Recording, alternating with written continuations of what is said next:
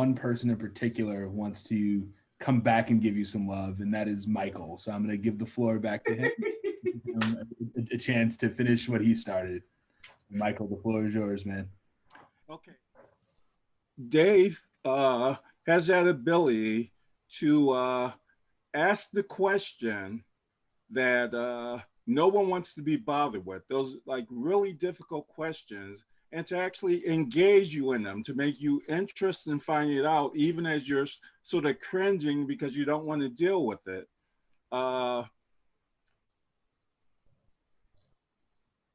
to show you in his body of work, he has developed tools that where you can value the expressions of others, even though you don't necessarily agree with them or come from the same viewpoint, and you can do that without judgment. And again, he has developed a series of tools that help us to have these kinds of dialogues. And that's sort of trying to describe my friend professionally, but I really just love him as my brother. Thank you. So I want to thank ABPA for this honor. It is always great to connect with my fellow Black Princetonians, even on Zoom under these strange conditions. And I think it's a lot of it is strange to me because I'm used to seeing y'all like in the outlandish outfits. And there are only a few people doing that. So it's strange, as well as being on Zoom, it's strange for that reason. But it's great.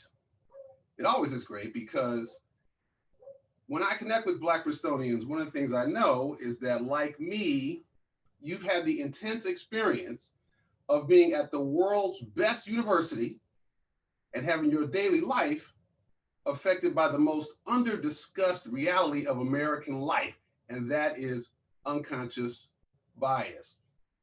So though campus life has improved over the decades, that's clear. I know from reading about the experience of recent undergrads that no matter what class you are in, my fellow Black Princeton grads know about the weird challenge of constantly sorting and sifting through a bias that makes you feel like you are not a fully privileged person within a super privileged environment. Now, there's a gift in this. And this experience creates a kind of a double-mindedness. We love the institution, but the daily assaults on our dignity can make us deeply, deeply frustrated by the way it falls short of its lofty self-image as combating unnecessary hierarchies between people. Arguably, many of us feel about Princeton like Black folks feel about America. Yes, we love it, but we're focused on holding it accountable to its creed. And it's this stance of loving accountability that is something I've learned from other Black Princetonians.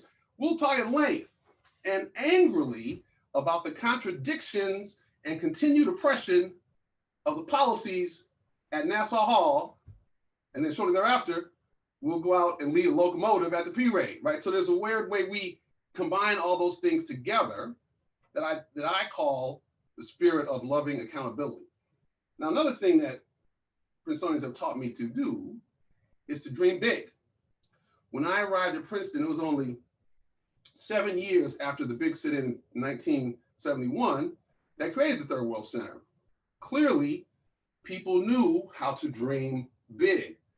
This gathering today is only a few months after Princeton has removed the Woodrow Wilson's name from the Public Affairs School. Now, when I first heard about that, I had conversations with other Black Princetonians about how that's never going to happen. But Princetonians dream big. The ethos of dreaming big has been taught to me by both Black Princetonians and other folks. The idea, the core idea, is dream big, proclaim your dreams, and doing so puts you in a position to find like-minded folks. That message has been really important at a couple of key times in my career.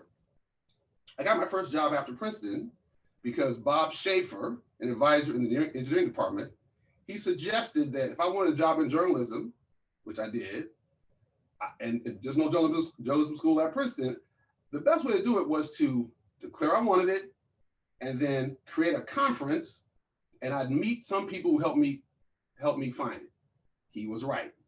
15 years later, when I learned about a presidential initiative on race at the White House, and I was lamenting at reunions that I had no contacts, I couldn't get a job like that. My classmate Joel Achenbach told me to not give up, dream big, and work the network to land the job. He was right too. I think a part of the reason that ABPA is honoring me with this great award is my career before 2016. During that time, I worked as dialogue specialist, which is largely about creating conversational tools so people can have loving accountability conversations for whatever shared goals they might have, especially if mine was working at scale and trying to bring dialogue to large venues and large stages. I had the privilege of doing this for the White House, including organizing nationally televised town meetings. I designed efforts where thousands of people were involved in thinking about the redevelopment of New Orleans and other places stricken by disaster. And my books I've written about dialogue that are used around the world are all about trying to bring dialogue to scale. But I suspect that the selection team, though they might know about all that, they gave me this award this year because of the way that my career took a turn in 2016 after the election. That election taught me that too many white folks did not know how to have even an exploratory discussion about whether, just whether, Mr. Trump was too racially problematic to elect. The election showed me that the 45% of white folks who think that racism for people of color is a bigger problem than racism against white people did not know how to talk up to the 55% of white folks who think that racism against whites is just as big of a national problem. So since that time, I created a project called the White Ally Toolkit. It's touched thousands of people. The goal is to try to help them be in a stance of loving accountability toward the mamas and the neighbors and their friends and their fellow parishioners, and anybody on the opposite side of the I believe racism is real, I don't believe it's real. And I very much appreciate being recognized for all of that work, including that. So like I said, I've touched thousands of people, but the fact is, this is a big country. The goal is to touch millions of people. The goal of the project specifically is to reduce the number of white folks who don't think racism against people of color is a particular problem from 55% to 45% by 2025. That's about 16 million people. So in this light, reaching thousands of people is cute, but it's not getting it done. I would say that if racism and white silence about it, if that were a virus, I like to think the good work I've done is about developing the antibody serum. It's been tested, it causes no harm, and in fact, it causes good. But to create the shift that's needed, the movement that's needed, I need to disseminate these methods at scale. The antibody serum has to go viral. Princeton has taught me to dream big. So, in that light, I am proclaiming my big dream to y'all in the hopes of networking my way to people who might want to help that. There might be people on this call who can help me. I welcome that. I am not hard to find. At the dialogue guy is I am not hard to find. But I want to close my remarks with issuing two calls to action. One is to anybody who might hear this, and one is specifically to highly educated Black folks. The problem of the divide among white folks about racism is part of a larger problem of political and ideological polarization in our country. This problem, this divide, has made Thanksgiving a war zone, especially for white family, but not just them. It's undermined fellowships at church. It has made our workplaces more tense and less productive. This is an American cultural pathology that is so well known. 81% of Americans think this is a significant problem. And America's enemies know this too. That's why we are being attacked on this. And they're trying to make the problem worse, undermine our democracy. So this polarization is well known and well talked about. But I think there's something else that needs to be lifted up. I think alongside that polarization, there is a hunger for dialogue that heals. There's a fair amount of people who know something's wrong with a nation when you can't talk about your different perspectives about race, about abortion, about gun control, about climate change. People know there's something wrong, that those conversations make us nervous. And so I would submit that there are people on the right and the left who might be willing to do something about this. Now, I'm the owner of something called the Dialogue Company. So I sometimes think of this hunger as a potential market. And I'm happy to talk to any investors who recognize that. But I think as citizens, we all need to think about this polarization and the hunger for healing as a potential for civic renewal that we should think creatively about tapping into. We need to dream big about how to solve this problem. I think this is true for everybody, but it is especially true for Princetonians who are connected to a university whose motto is to be of service to the nation and the world. We especially need to dream big about what we can do as Princetonians on this problem of polarization that keeps people from talking to each other. In this time where we're all stuck in the house, because it's easy to see each other as vectors of death, maybe this is a great time to address this divide. Maybe we need new efforts to get people talking across points of view. Talking to somebody over Zoom is less connecting because you can't fully experience their humanity, but it's also less scary. And maybe I'm more likely to do it than if I had to go to a meeting across town. Princeton thinks of itself as serving the nation. Maybe we need to think collectively about taking on this problem. Princeton people are heads of foundations, Fortune 500 corporations, nonprofits, social investment funds, you name it. Might we mobilize our collective resources toward a project to learn how to bridge this problem of polarization? Such an effort might be a good civic investment. I'll put it this way. Think of it from the other way around. If we can't learn how to talk to each other well, it's going to be extremely difficult for us to take on the many practical problems like climate change, job displacement through automation, the coming financial squeeze because of entitlements, social, racial inequities. It's going to be hard to deal with any of that if we can't talk to each other. So I would invite us as Princetonians to think big, to dream big.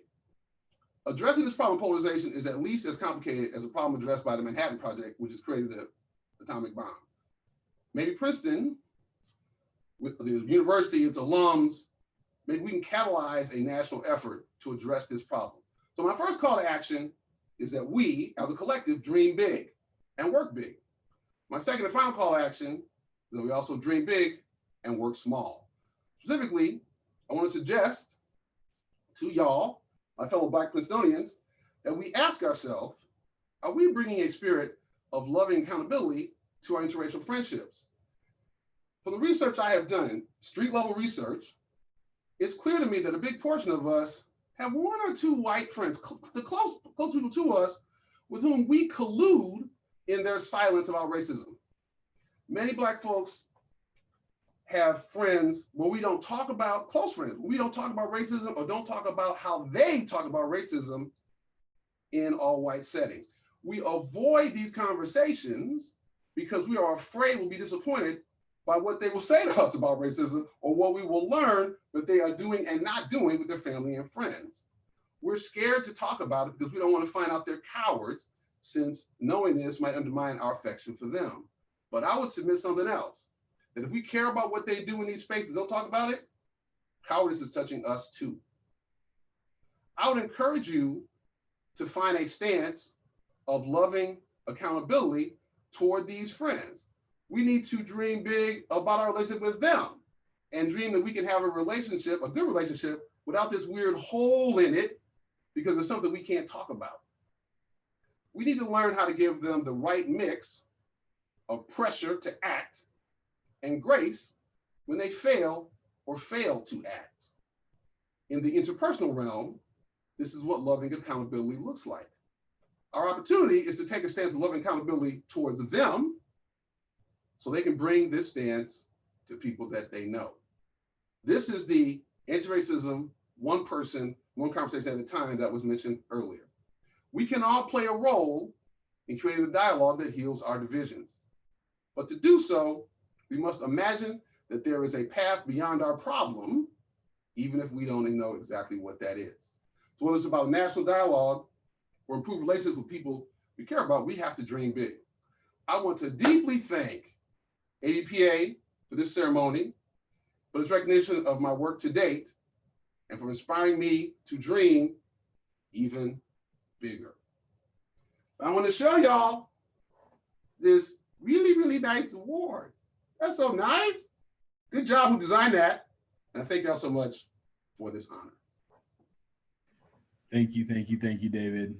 Lots of love in the chat. And one person.